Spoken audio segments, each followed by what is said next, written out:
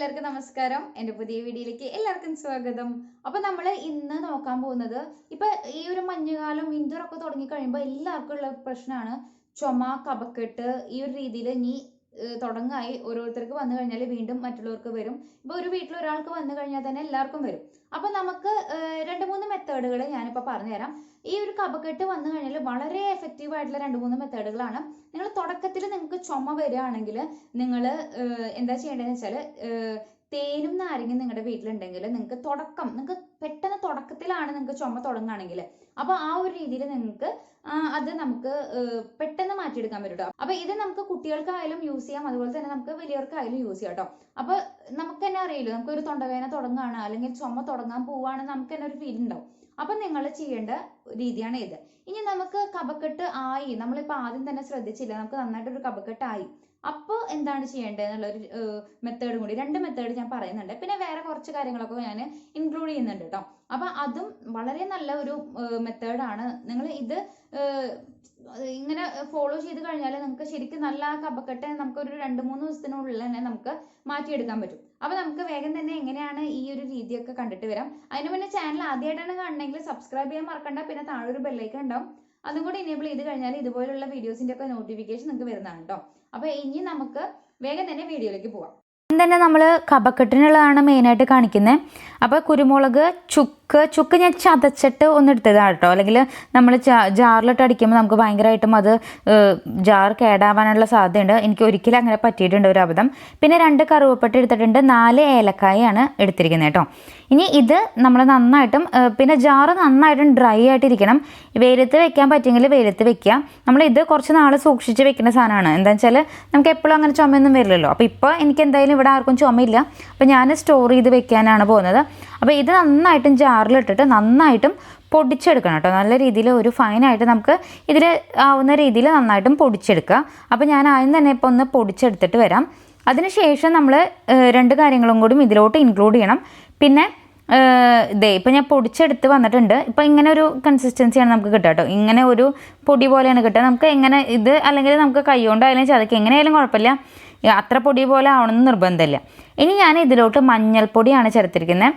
സാധാരണ നമ്മുടെ മഞ്ഞൾപ്പൊടി വീട്ടിൽ ഒക്കെ നമ്മൾ വാങ്ങിച്ച് പൊടിപ്പിക്കുന്ന പച്ചമഞ്ഞളാണെന്ന് വെച്ചാൽ കുറച്ചും കൂടി നല്ല കേട്ടോ. അങ്ങനെ പൊടിപ്പിക്കില്ലേ നമ്മൾ, അങ്ങനെ പൊടിപ്പിച്ചാണെന്ന് വെച്ചാൽ നന്നായിരിക്കും. അത് നന്നായിട്ട് മിക്സ് ചെയ്ത് കൊടുക്കാം. ഇനി വേറെ നമ്മൾ എന്താ ചെയ്യേണ്ടതെന്ന് വെച്ചാൽ പനിക്കൂർക്ക നിങ്ങളെല്ലാവരും കേട്ടിട്ടുണ്ടാവും. പനിക്കൂർക്ക വളരെ നല്ലതാണ്, ഈ കഫക്കെട്ടിനൊക്കെ ചെറിയ കുട്ടികൾക്കടക്കം നല്ലതാണ്. അപ്പോൾ ഞാൻ ഈ പനിക്കൂർക്ക ഡ്രൈ ആക്കിയിട്ട് എടുത്തതാണ് കേട്ടോ. അപ്പോൾ പനിക്കൂർക്ക കാണാത്തവർക്കായിട്ട് ഇതാണ് പനിക്കൂർക്ക. അപ്പോൾ ഇത് നിങ്ങൾക്ക് നിങ്ങളുടെ വീട്ടിലൊക്കെ ഉണ്ടെങ്കിൽ നിങ്ങൾക്ക് ഉണക്കി ഇങ്ങനെ സൂക്ഷിച്ച് വെക്കാം കേട്ടോ. അപ്പോൾ ഇങ്ങനെ ചായയിലേക്കായാലും ഒക്കെ നിങ്ങൾക്ക് ഈ ഒരു ഇനി മഞ്ഞുകാലത്തൊക്കെ വരുമ്പോൾ ശരിക്കും നല്ല യൂസ്ഫുള്ളാണ്. നല്ലൊരു ഫ്ലേവറും നമുക്ക് കിട്ടും കേട്ടോ. അപ്പോൾ അതും കൂടി ഞാൻ നന്നായിട്ടും ഇതിലോട്ട് മിക്സ് ചെയ്ത് കൊടുത്തിട്ടുണ്ട്. അപ്പോൾ നമ്മുടെ ഈ ഒരു സംഭവം റെഡി ആയിട്ടുണ്ട്. ഇനി നമ്മൾ ഇത് എങ്ങനെ കഴിക്കേണ്ടതെന്ന് വെച്ചാൽ നമുക്ക് ഇത് പാലും വെള്ളത്തിൽ നമുക്ക് ഒരു ഇളം ചൂടുള്ള പാലും പാലെന്ന് വെച്ചാൽ ഭയങ്കരമായിട്ട് കട്ടിയുള്ള പാലാവാൻ പാടില്ല, ഡൈല്യൂട്ട് ആക്കിയിട്ട് വേണം നിങ്ങൾ കുടിക്കാൻ കേട്ടോ. അപ്പോൾ പാലും വെള്ളം ഒന്നെങ്കിൽ പാലും വെള്ളത്തിൽ ചേർത്ത് കുടിക്കാം, അല്ലെങ്കിൽ നമുക്ക് സാധാരണ നമ്മൾ ചായ തിളപ്പിക്കുന്ന പോലെ ചുക്ക് ചായയൊക്കെ തിളപ്പിക്കില്ലേ, ആ ഒരു രീതിയിൽ നമുക്ക് ഇതെടുക്കാം. അപ്പോൾ ഏകദേശം നമുക്ക് ഒരു ടേബിൾ സ്പൂണോളം എടുത്തിട്ട് നമുക്ക് ഒരു ഗ്ലാസ് ആണെങ്കിൽ നിങ്ങൾക്ക് ഈ ഒരു 1/2 ടേബിൾ സ്പൂൺ മതിയാവും. അപ്പോൾ അങ്ങനെ ചേർത്തിട്ട് അതിലോട്ട് നിങ്ങൾക്ക് വേണമെങ്കിൽ കരിപ്പട്ടി ഉണ്ടല്ലോ, കരിപ്പട്ടി ആയാലും ചേർത്ത് കൊടുക്കാം കേട്ടോ. ഇപ്പോൾ നമ്മൾ സാധാരണ ചുക്കാപ്പി ഉണ്ടാക്കുമ്പോൾ നമ്മൾ കരിപ്പട്ടി ചേർക്കാറില്ല, അങ്ങനെ ചേർത്ത് കൊടുത്തിട്ട് യൂസ് ചെയ്യാം. അപ്പോൾ ഞാൻ ഇത് നിങ്ങളെപ്പോഴും സ്റ്റോർ ചെയ്ത് വെക്കുക, ഫ്രിഡ്ജിൽ സ്റ്റോർ ചെയ്ത് വെക്കുക. എപ്പോഴും നല്ലത് നമുക്ക് ഒരു ചില്ലിൻ്റെ പാത്രത്തിലൊക്കെ ആക്കിയിട്ട് സ്റ്റോർ ചെയ്ത് വെക്കുന്നതായിരിക്കും നല്ലത്. ഇത് കുറേ നാൾ ഇരുന്നോളൂ കേട്ടോ. നമ്മൾ ഫ്രിഡ്ജിലാണെങ്കിൽ ഇത് കേട് വരില്ല. ഇനി പുറത്താണെങ്കിലാണ് ചെറിയൊരു പൂപ്പൽ പോലെയൊക്കെ നമുക്ക് ചിലപ്പോൾ നമ്മുടെ ഈ ഒരു ജാറൊക്കെ റെഡി അല്ലെങ്കിൽ നനഞ്ഞിട്ടൊക്കെ ഉണ്ടെങ്കിൽ നമുക്ക് അങ്ങനെ ഒരു ഇത് വരും. അപ്പോൾ ഇപ്പം ഞാനിത് സ്റ്റോർ ചെയ്ത് വെക്കാറുണ്ട്. ഞാൻ കഴിഞ്ഞ പ്രാവശ്യം വെച്ചത് തന്നെ ഇപ്പോൾ എൻ്റെ കയ്യിൽ ബാക്കിയുണ്ട് കേട്ടോ. ഇനി അടുത്തത് നമ്മൾ മെയിനായിട്ടും പറയാനുള്ളത് ചെറുനാരങ്ങയാണ്. അപ്പം ഞാൻ ഒരു 1/2 ചെറുനാരങ്ങ എടുത്തിട്ടുണ്ട്. ഇത് ചുമക്കുള്ളതാണ് കേട്ടോ. ചുമ തുടങ്ങുമ്പോൾ തന്നെ നിങ്ങൾ ഇത് ട്രൈ ചെയ്ത് കഴിഞ്ഞാൽ ഒരു ദിവസം കൊണ്ട് നിങ്ങളുടെ ചുമ പെട്ടെന്ന് ഭേദമാവും. ഞാൻ 1/2 സ്പൂൺ ചെറുനാരങ്ങയും 1/2 സ്പൂൺ തേനുമാണ് നന്നായിട്ട് മിക്സ് ചെയ്ത് കൊടുക്കാം. നമ്മുടെ കൈ വെച്ചിട്ട് തന്നെ നമുക്ക് മിക്സ് ചെയ്യാം. എന്നിട്ട് നമുക്ക് ഇത് രാവിലെ, ഉച്ചയ്ക്ക്, വൈകിട്ട് അങ്ങനെ ഒരു രീതിയിൽ നിങ്ങൾക്ക് നല്ലൊരു ചുമ ഉണ്ടെങ്കിൽ 2 മണിക്കൂർ ഇടവിട്ട് നിങ്ങൾക്ക് ഇത് കുടിക്കാം കേട്ടോ. ഇനി മൂന്നാമത്തെ എന്ന് പറയാനുള്ളത് കൽക്കണ്ടാണ്. കൽക്കണ്ടം എടുത്തിട്ടുണ്ട്, അതുപോലെ തന്നെ ജീരകമാണ്. അപ്പോൾ ജീരകവും കൽക്കണ്ടവും ഒരുമിച്ച് പൊടിച്ചെടുക്കുക നിങ്ങൾ. ഇപ്പോൾ എനിക്കിപ്പോൾ ഇവിടെ ചുമയില്ലാത്തതുകൊണ്ട് ഞാൻ കാണിക്കുന്നില്ല. കൽക്കണ്ട ഏത് കൽക്കണ്ടായാലും കുഴപ്പമില്ല. ജീരകം നമ്മൾ സാധാരണ നമ്മൾ യൂസ് ചെയ്യില്ല, ജീരകം പെരുംജീരകം അല്ല, സാധാരണ ജീരകം. ആ ഒരു ജീരകം കൂടിയിട്ട് മിക്സ് ചെയ്തിട്ട് ഇങ്ങനെ പൊടിച്ചിട്ട് ഒരു പാത്രത്തിലാക്കി വെക്കാം. എന്നിട്ട് നിങ്ങൾക്ക് ഇടയ്ക്കിടയ്ക്ക് നിങ്ങൾക്ക് ഇത് കഴിക്കാം. ഇത് ഞാൻ പറഞ്ഞുതരാം. ചുമയൊക്കെ തുടക്കത്തിലാണെങ്കിൽ നിങ്ങൾ ആദ്യം തന്നെ ഞാൻ പറഞ്ഞ പോലെ തന്നെ തേനും നാരങ്ങയും ആദ്യം തന്നെ കഴിക്കുക.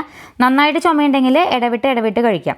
അതിൻ്റെ ഇടയിൽ വേണം ഈ ഒരു ജീരകവും നമ്മുടെ ഈ ഒരു കൽക്കണ്ടും കൂടിയിട്ട് നിങ്ങൾക്ക് എപ്പോഴെപ്പോഴും തോന്നുന്ന വായിൽ ഇങ്ങനെ നശിച്ച് നുണഞ്ഞോണ്ടേ ഇരിക്കുക കേട്ടോ. അപ്പോൾ അത് നമുക്ക് ചുമയ്ക്ക് നല്ലൊരു ആശ്വാസം കിട്ടും. ഇപ്പോൾ ചുമ വന്നു കഴിഞ്ഞാൽ മെയിനായിട്ടും ഈ ഒരു 3 കാര്യങ്ങളാണ് മെയിനായിട്ടും ചെയ്യുക. ചുക്കാപ്പി തിളപ്പിച്ച് കുടിക്കും, അതുപോലെ തന്നെ തേനും നാരങ്ങ ഇടയ്ക്കിടയ്ക്ക് കുടിക്കും, പിന്നെ ഈ ഒരു ജീരകവും. അപ്പോൾ ഇത് ഉണ്ടെങ്കിൽ തന്നെ നിങ്ങളുടെ എന്തായാലും മാറിയിരിക്കും. അതുപോലെ തന്നെ നിങ്ങൾ പ്രത്യേകം ശ്രദ്ധിക്കേണ്ട കാര്യമാണ് തൊണ്ടവേദന. നമുക്ക് ഈ കാര്യങ്ങളൊക്കെ ഒരുമിച്ചാണ് വരിക. തൊണ്ടവേദന, അതുപോലെ തന്നെ ചുമ, കഫക്കെട്ട്, ഇതൊക്കെ ഒരുമിച്ചാണ് വരിക. അപ്പൊ തൊണ്ടവേദന വരുമ്പോൾ നമ്മൾ എന്താണ് കൂടുതലായിട്ട് ശ്രദ്ധിക്കേണ്ടത് വെച്ചാൽ എപ്പോഴും തൊണ്ടവേദനയ്ക്ക് ഏറ്റവും നല്ലൊരു കാര്യം നമുക്ക് ഗാർഗിളാണ്.